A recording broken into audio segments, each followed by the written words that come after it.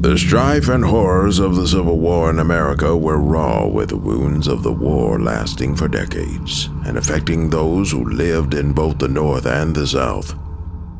As the nation struggled to find unity, the forces of darkness and of those who wished to rule through intimidation and terror spread their wicked ways under the cover of white sheets.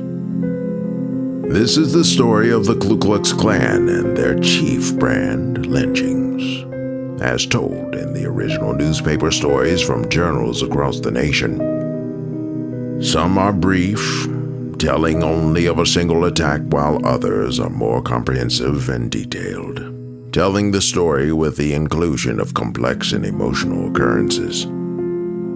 The attempt of the KKK to cloak the power of control over others with fear and violence is explained in some of these news stories.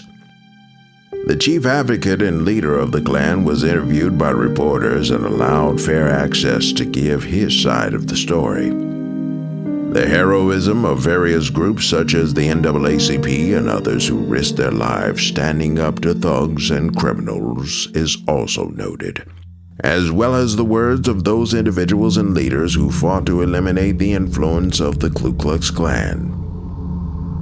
While the KKK had as much right as any other group to demonstrate and articulate their cause, the deceits and criminal actions employed by them separated their group from the legal actions of others.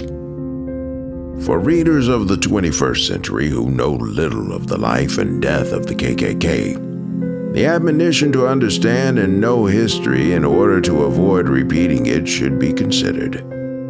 Therefore, it is in that hope that this book has been prepared. Warning: authentic descriptions are vivid and brutal, and the racially charged language of the historic news reports and commentary has not been modified. This material is for adults, and parental guidance is appropriate.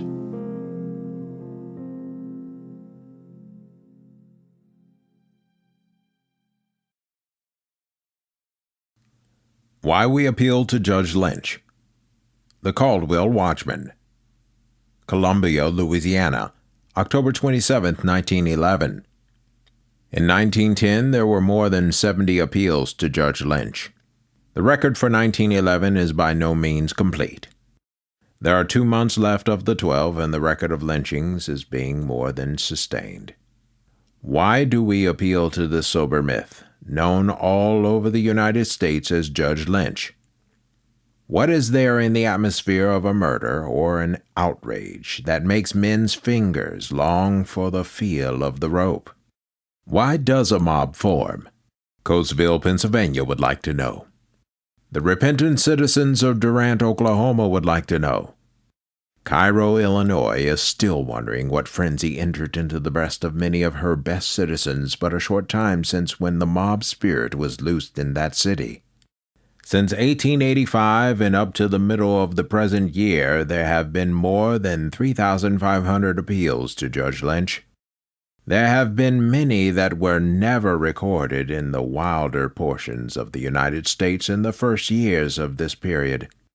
Possibly 100 illegal hangings have taken place in that time that have never found their way into the statistics of lynchings. Very few of the members of these mobs have ever been brought to justice for the part they have taken in them. It is a peculiarly American appeal from the tice of the courts. In most cases, the appeal is taken before the law of the land has any opportunity punishing the criminal. Coatesville, Pennsylvania, a quiet little town, the Quaker State, was the scene of last lynching of note. It has many churches, good